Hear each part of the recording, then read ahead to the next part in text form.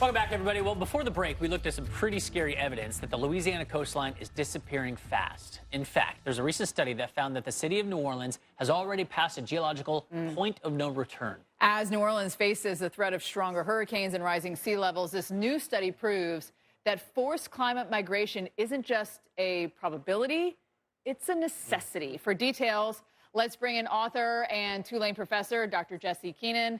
Thank you for being with us this morning, Professor. Let's start with the big headline from the study. You basically say New Orleans has reached a point of no return. How did you come to this conclusion, and what does it mean for the residents?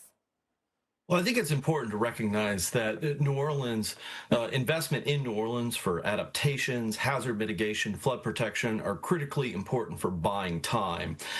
We are looking at decades and really generations to go. This is not an immediate call for people to pack their bags and to move. What it is a recognition that we have an opportunity to forestall the worst of the effects of sea level rise and land loss. What we see in the Gulf of Mexico, in the northern part of the Gulf of Mexico, is some of the fastest rates of sea level rise anywhere in the world. This is combined with the fact that the land is sinking and there's significant amounts of land loss. So New Orleans and all of southeast Louisiana is facing the prospects of being surrounded by open ocean water much sooner than later. And that means we need to begin to plan and including uncanceling two major sediment diversion projects from the Mississippi River. That is, the Mississippi River carries lots of sediment and rich soil that would be used to build land. So we're not calling for the abandonment of New Orleans. What we're highlighting in the science is a certain trajectory that is going to necessitate investments in the city, in the region, with full recognition that part of our adaptations will require some portion of the population to begin to relocate within the region. But New Orleans isn't the only coastal town. What makes it more vulnerable than, let's say, a place like New York or even a place like Miami?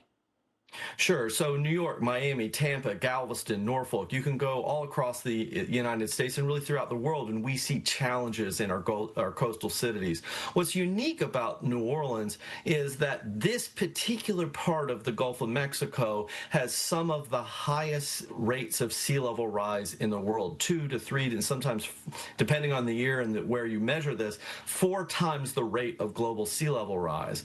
It's also built in a very dynamic coastal environment. It's essentially built on a spit of sand along a river.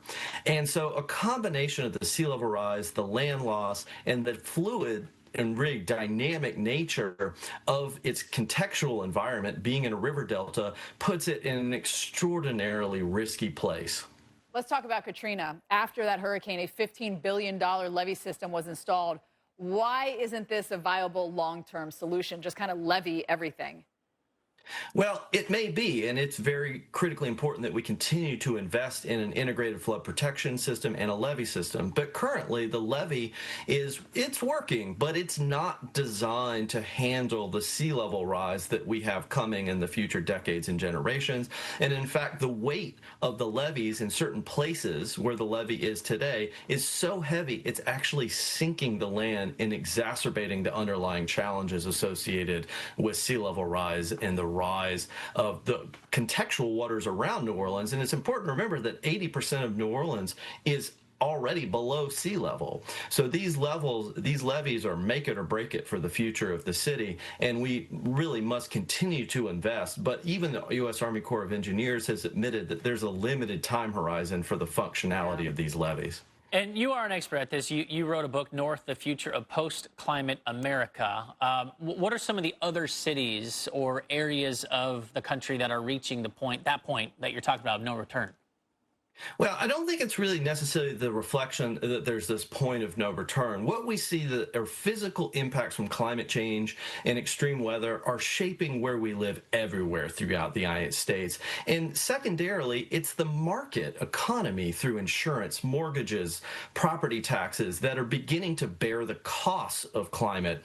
And it's those economic costs that are shaping our decisions about how and where we want to live. And that's what's important to remember, that throughout the United States, we face risks from land subsidence and flooding and extreme precipitation, hail. I mean, all of these things add cost to our lives in a world where we're already struggling with rapid inflation and the affordability of cost of living. Well, we appreciate your expertise, Dr. Jesse Keenan. Thank you so much for joining us. You got his book there. Yeah. Well, Louise.